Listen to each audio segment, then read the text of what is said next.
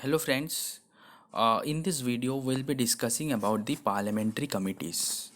So if you guys open the book Lakshmikant, so there we'll get the chapter parliament there. But after you complete reading the parliament chapter, then you will find another chapters and the chapters that are linked with parliament. So you one chapter will be named as parliamentary groups, another parliamentary forums, and one with parliamentary committees. So there are four chapters in Lakshmikant that is related directly to the parliament. Of course, Article 79 to 123 deals with parliament and President, Rajya Sabha and Lok Sabha. All the three bodies are the part of parliament. But so today we'll discuss the parliamentary committees. So in simple terms, what is parliamentary committees? So, parliamentary committees are established to study and deal with various matters that cannot be directly handled by the legislature due to their volume. So, you can see that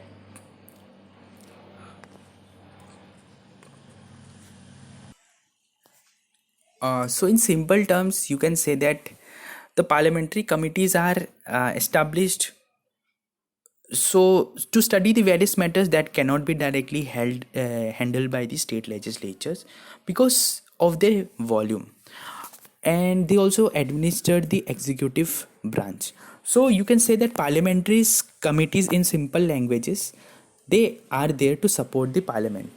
Okay, so it is generally said that the parliamentary committees, they function as the mini parliament. So so the next question which arises is whether the parliamentary committees are they will they only govern the legislatures. So answer is no, they will also govern the executive branch. So the parliamentary committees are of two kinds: standing or permanent committees. So standing committee is a type of permanent committee. Okay, so permanent is something which cannot be dissolved very easily, right? So if anyone tells you about standing committee, then you indirectly or directly, the thing that should come to your brain is standing means permanent, and the other type of parliamentary committee is ad hoc committee. So these are the two kinds of committees. Okay, so for example, if you want to refer a bill, okay, because the work of parliament is humongous, they have to do a lot of work. Okay, so what happens is that sometimes there is so much pressure and everything should be controlled by parliament, otherwise the entire economy of the country can break down. A good parliament ensures that the country is running smoothly. So sometimes what happens is that the parliamentary committees, then they come to the rescue. For example, we have seen in movies, the movies that we see, consider any movie, so you will always see that you will see a particular kind of actor and actress, and there will be songs, but the movie cannot be complete without the work of the people who are working back in the background. For example, someone who is also cleaning the table, so they're a group of people. So that is the similar relation which the parliamentary committee has with the parliament. For example, there is a bill and you want to refer it, then you can always refer it to the parliamentary committees. They can refer it to the examination. For example, there was a research, a Lok Sabha research. So it said that when from 2004 to 9, the 14th Lok Sabha, when it existed, only not only 60% of the bills were referred to the parliamentary committees there.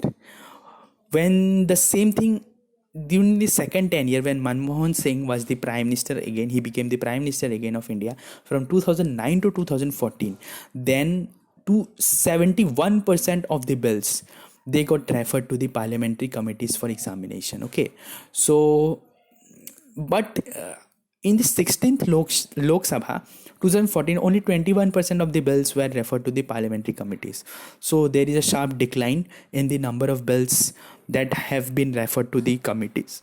And from 2019 to the 2014, that is the 17th Lok Sabha session that is going on, only 12% of the bills are being referred. So yeah, that is a little bit about parliamentary committees. So the former means the standing committee, okay, standing or the permanent. So they're elected or appointed periodically, okay, because they are permanent, no, so they cannot be dissolved. So election has to be done periodically. आपको periodical election conduct करवाना होगा, and they work on a continuous basis. That's right. later यानी कि ad hoc committee, ad hoc committee dissolve हो जाता है. So the later means ad hoc committees. They are created on ad hoc basis as need arises, and they are dissolved after the task is complete. So ad hoc committees, they keep they're kept on forming, and they're kept on destroyed. They are formed and then destroyed again according to the needs of the people and the parliament. So that was a little bit of introduction about the parliamentary committee. Now let us discuss the standing or permanent and the ad hoc committees one by one. So standing committees. So standing committee is a committee consisting of members of the parliament. Simple, okay. But one thing to note is that a minister cannot be a member of the committee. Just remember. So there is a difference between between ministers and member of parliament. Okay, you should always be like little bit cautious whenever I say a certain minister of Rajya Sabha, a certain minister of Lok Sabha. It does not mean that all the members of parliament are the ministers um, of are the ministers. Okay, so you can, in simple terms, you can say that members of parliament, ministers are a subset of members of parliament. So you have 545 odd members from Lok Sabha, right, and 250 members from Rajya Sabha. So if you add those, it comes about nearly 800 members. Okay, but there are not 800 ministers. So that is why it is said that ministers are the member of parliament, and a standing committee consists of members of parliament. So but a standing of committee does not consist of ministers. So it is said that the standing committee, standing means permanent and permanent means standing. Just remember, it is a permanent and a regular committee which is constituted from time to time, okay, according to the provisions of act of parliament or rules of procedure and conduct of business. Okay, so this is like standing on the work done by the Indian parliament is not only voluminous but also a complex nature. Okay, hence a good deal of its work is carried out in these parliamentary committees. So you know that the parliament has a lot of work to do, and it is complex in nature, so standing committees can come to the rescue. So now if we that's said about this, then standing committee. Okay, so standing committee are of like, see, parliament standing committees can further be classified into three types: FSC, DRSC and OSC. Just remember, FSC, DRSC and OSC. Okay, so you can always apply it to DOF, DOF or FOD or FDO, anything. Just apply tricks to remember the standing committees. So standing committees are of the following kinds: financial standing committee, department relating standing committees and other standing committees. Okay, so again I'm like trying to I'm giving you ways to remember. Always remember, first, committees can be permanent or ad hoc. Okay, permanent committee, other name of permanent committee is standing committee. Okay, now standing committees can be classified into three parts: DOSC, FSC and DRSC, FSC and OSC. DRSC means department related standing committees, financial standing committees and other standing committees. Now let us see each of the committees one by one. So financial standing committee, there are three important standing committees dealing with financial affairs. So anything which is related to finance, money, budget, annual financial statement, money related matters, they will fall under the financial committees. And again, for your reminder, I want to tell you that financial standing committees are under these standing committees. Okay, and standing committees are under the committees. So committees are of two types: standing and or permanent, or and ad hoc. Ad hoc is temporary, standing is permanent. Then standing committees can be classified into financial standing committees, department related standing committees, and other standing committees. Now financial standing committee can further be classified into basically three types: PAC, EC, and PUC. So I will tell you PAC. PAC means Public Accounts Committee. The committees, then you'll have also have the Estimates Committee, okay, and then you also have the Public Undertakings Committee, okay. So Public Accounts Committee. So what does the Public Account Committee do? It examines various expenditure reports and accounts under the purview of the Parliament, okay. So it will see the accounts, okay. So there are few so this committee is not a new committee, right? So right now the year 2023 is going on. So even before 2020, like 1921, 1919, no, it's also called the Montague-Chelmsford reforms, right? Montague-Chelmsford, well, Chelmsford was the viceroy and Montague was the secretary of state, okay. And always remember that 1919 Jallianwala Bagh took place, Rowlatt Act took place, Kheda Satyagraha, Champaran, Ahmedabad, they had ended, and Gandhiji was about to start the non-cooperation movement. Also Khilafat movement was also about to take place during the same time. Also Jallianwala Bagh tragedy. So I have given many instances, examples through which you can always remember Public Accounts Committee relate that to 1919 Act. So Public Accounts Committee, it is said that it examines the various expenditure, yeah, definitely, reports and accounts under the purview of Parliament, okay, till 1921. So till 1921, that means before 1921, till 1921, a senior member of the ruling party used to be appointed by the speaker as chairman of the committee, okay. So these are historical facts. So I don't think this is much needed. But in 1921, what happened is that under the provisions of Government of India Act of 1919, so definitely Montague-Chelmsford reforms or the Government of India Act 1919, where diarchy was like established, no, okay. So has since been existence. However, for the first time, a member from the opposition of Lok Sabha was appointed as the chairperson of the committee by the Speaker of the Lok Sabha. The practice continues till date. So something which is 100 years old, 102 years old, no, 2023. So it is continued. Definitely the Public Accounts Committee, there should be something good about the committee. That is why it has been in existence for more than 100 years. Next we'll come to Estimates Committee. So guys, before coming to Estimates Committee, again I want to tell you, like, committees can be divided into two parts: ad hoc committee and standing committees or permanent committees.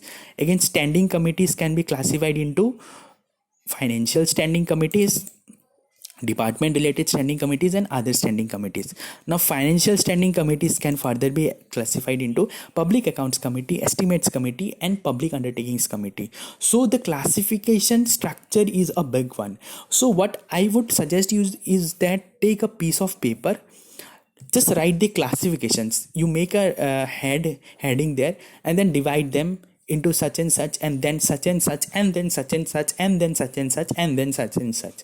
So if you do the such and such thing, it will be very easy for you to remember it again. And even if you don't do, you watch this video 2 times, 3 times, and it can be of great use in the future, because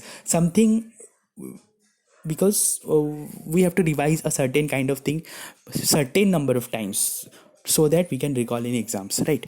So Estimates Committee, so I already told you about Public Accounts Committee, and Public Account Committee is like the largest committee, okay. Now Estimates Committee, the Estimates Committee is the largest committee amongst all the committees that we have, okay. First thing, in exam generally a question is also asked, like, which committee is the largest committee having the largest number of members, and answer would be Estimates Committee. So the Estimates Committee on estimates constructed for the first time in 1950. So Estimates Committee is newer than Public Accounts Committee. Public Accounts Committee was formed in 1919, but after 31 years only, Estimates Committee was established. The Committee on Estimates, constituted for the first time in 1950, is a committee consisting of 30 members elected every year by Lok Sabha from among its members. So Estimates Committee, the people, if you want to be, suppose you want to be a part of the parliament later, okay, when you grow old, suppose, so you have to be a member of Lok Sabha, okay, to be a member of estimates committee. If you want to be a part of estimates committee, you cannot be a member of Rajya Sabha. And from the name only you can understand or know that estimates is, it will estimate a certain kind of thing. Next is public undertaking committee. So it analyzes the accounts, the workings of the state owned PSU firms. So example, BHEL, Bharat Heavy Electrical Limited, or Bhabha Atomic Research Center. So ONGC. So certain kind of PSUs, okay. So they will be, their accounts, their working, their finances, their budget, their accounts will be analyzed by the PUC, Public Undertaking Committee. So financial standing committee are of three types: Public Accounts Committee, Estimates Committee, and Public Undertaking Committee. It also keeps a check on the disinvestment policies about the PSUs. So anything and everything revolving around the public sector undertakings. So you give the GATE exam after clearing your engineering exam, no, and you, if you score well, you'll get into PSUs. Okay, so that everything is under Financial Standing Committee. Then, so these were something, few things about committees. So any committee you get, no, you can always classify that committee based on composition, the tenure they have. One more thing I want to tell you is that any committee, there are more than 20, 30, 40 committees, okay, any committee, their tenure is generally 1 year, just remember. Then how they are nominated, for example, I told you about estimates committee, right? Estimate committee member of Rajya Sabha cannot be a member of estimates committee. But if you saw public accounts committee, okay, so members, elected members, they're elected from Rajya Sabha also or Lok Sabha also. So these are the minute differences which you should know. And public accounts committee, I told, no, public accounts committee, there are 22 members in public accounts committee, maximum members, out of which 15 are can be from Lok Sabha and 7 are from Rajya Sabha, and the tenure is 1 year. And they will deal with direct and indirect taxes, and they will also deal with railways, some few things about railways, audit paragraphs, expenditure, if it's happening, why it's happening. So those are kind of things. Then we have the estimates committee. Estimates committee, I told you, every member of the estimates committee has to be from Lok Sabha, and the tenure is of 1 year, and they're elected from Lok Sabha, member of parliament. So what they see, they prepare an estimate. Suppose you are having drought, okay, in the country pertaining to the Ministry of Agriculture and Farmers Welfare, they are responsible for drought, rightly. But estimates committee, they have few subcommittees to look after. One is drought education with special reference to recent development, okay. So anything related to that would be estimates committee. And third is PSU. So PSU has 22 members. So guys, can you guys like recall, PSU is 22, estimates committee is 30, and PSC is 22. Okay, so 22, 22, 30. Again, 15 are from Lok Sabha and 7 from Rajya Sabha, and the tenure is 1 year. They're elected from Lok Sabha and Rajya Sabha MP. And currently there is like no subcommittees, no. Like for example, I said, no, drought situation committee is under estimate subcommittee, is a subcommittee. Education with special reference committee is a subcommittee under estimates committee. But public sector undertaking does not have any subcommittee. So these are the finance committees, okay, financial standing committee. So I only told you about financial standing committees, right? So but what about these all committees, department related standing committees and other standing committees, okay. So for example, department related standing committees, okay. So the 16th Lok Sabha was from 2014 to 19, no, and the current Lok Sabha is the 17th Lok Sabha, okay. So for example, if you see committee on agriculture, okay, so department related standing committee, department related, something related to agriculture, something related to chemicals, something related to coal, something related to commerce, something related to defense, something related to energy, something related to external affairs, something related to finance, something related to food distribution, something related to health and family welfare, something related to home affairs, something related to human resource development, something related to commerce and industry, something related to information technology, something related to committee on labor, something related to personnel, and something related to petroleum, something related to railway, something related to rural development, something related to environment and forest, then justice and empowerment, transport and tourism, something related to urban development, and something related to water resource. So all these committees are department related standing committees because they are concerned in the particular with a particular type of department. So as I said, something related to something related to. So for example, committee on agriculture. So the ministries under these are agriculture and farmers welfare, fruit processing industries, and animal husbandry, dairying and fisheries. Okay, the tenure is, I said, no, maximum committees will have a tenure of 1 year only, just remember. And chairman is nominated by the speaker of Lok Sabha only. So in these committees, the Lok Sabha is always having the upper hand. You can see that Lok Sabha is dominating over Rajya Sabha. Example, consider chemicals and fertilizers. So it is under the Ministry of Chemicals and Fertilizers. Okay, so for defense, okay, if the ministry is defense, then the committee would be on defense. So these are few of the committees on labor, and these all on space, science, tech, earth sciences, social justice. Ministry of Jal Shakti, for example, that's a very popular ministry. It is under the committee of water resources.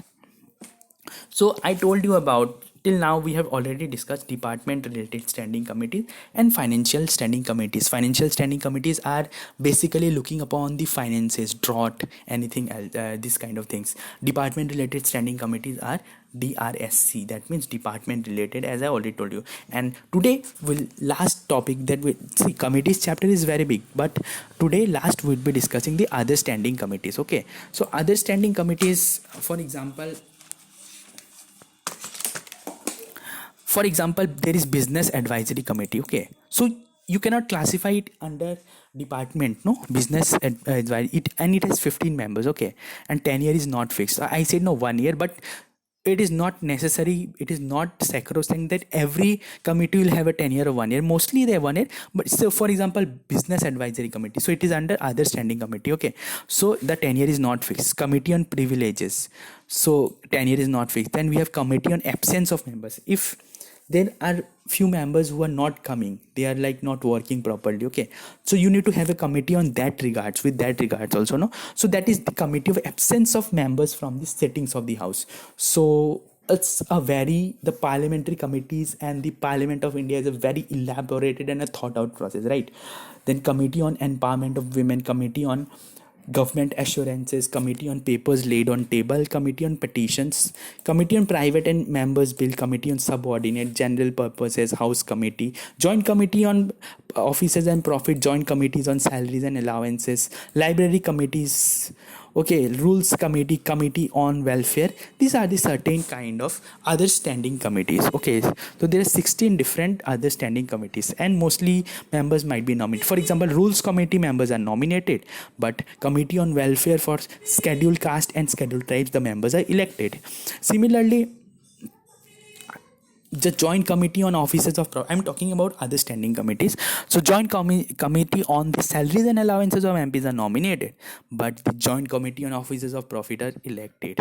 Okay, so nominated, elected, just make sure, and mostly there for 1 year. Then there are other committees also, ad hoc committees. Okay, so for example, if you see committee on ethics, committee on food management, this can be formed and broken, formed and broken, formed and broken. You form it, you break it, you formed it, you form it, you break it, you form it and break it. Okay, so committee on ethics, committee on food management in parliament, committee on MP local area development, committee on provisions of computer, joint committee, and the committee on security in parliament house complex. Then you have the committee on inquiry into improper conduct of a member.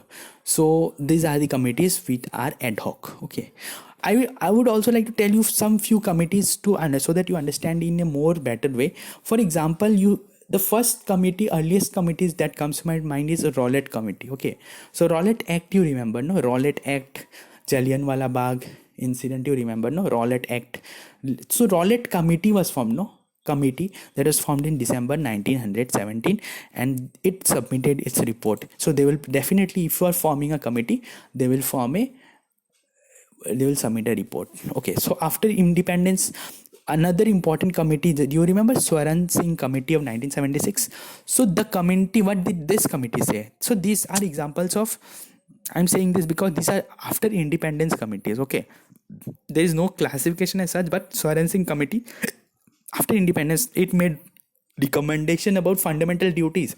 So the fundamental duties, that is article 51A, it never was in existence before, during the time of the constitutional fund. So the committee recommended the Swaran's SSC committee. Okay, so try to relate SSC exam fundamental duty, relate something like that. It is a fundamental duty under article 51A to give SSC exam, included a separate chapter on fundamental duties in the constitution.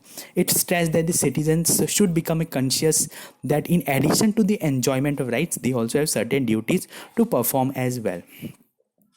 So I think this was everything about few examples of committees. We'll read about these committees later also. So I hope uh, I am able to tell you guys were able to gain insight with regards to the committee. That's all for today. Thank you very much.